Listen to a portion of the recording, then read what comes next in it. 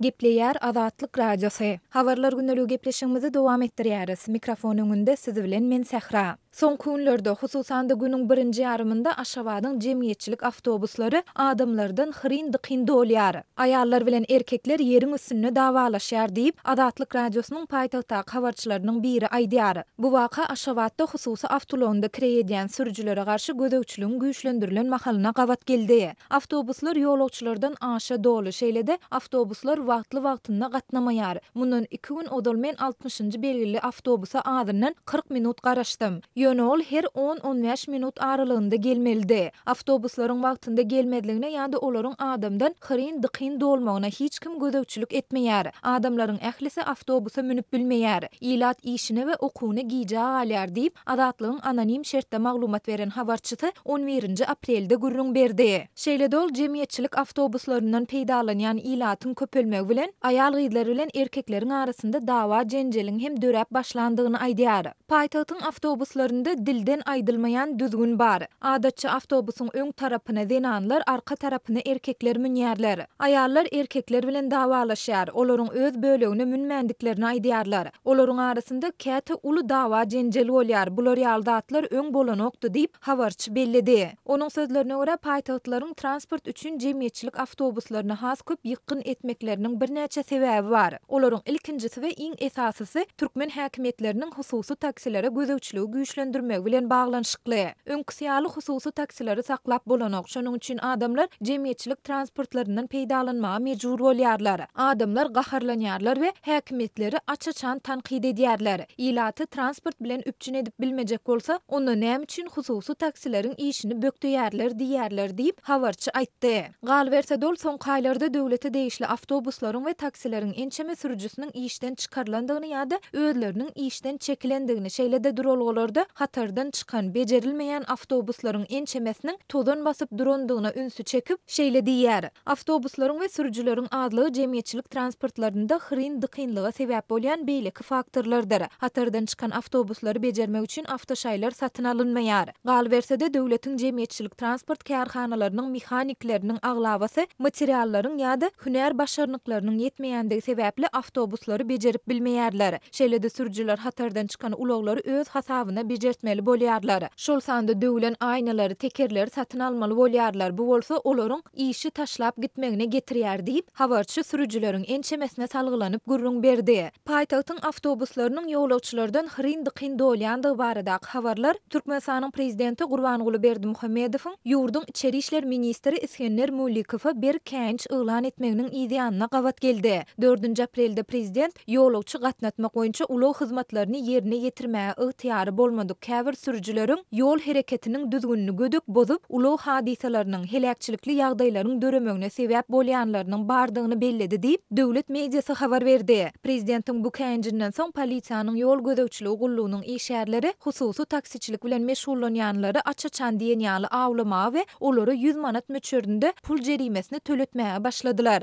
Bu aralykda 11-nji aprelde Azatlyk Radiosynyň habarçysy Daşoz welaýetinde polisiýa işgärleriniň hususy ulugynda etraplaryň arasynda taksiçilik edýän sürüjileri hem awlap başlandygyny habar berdi. Etraplaryň arasynda transportyň başga hiç ýyly görnüşi ýok diýip habarçy belledi.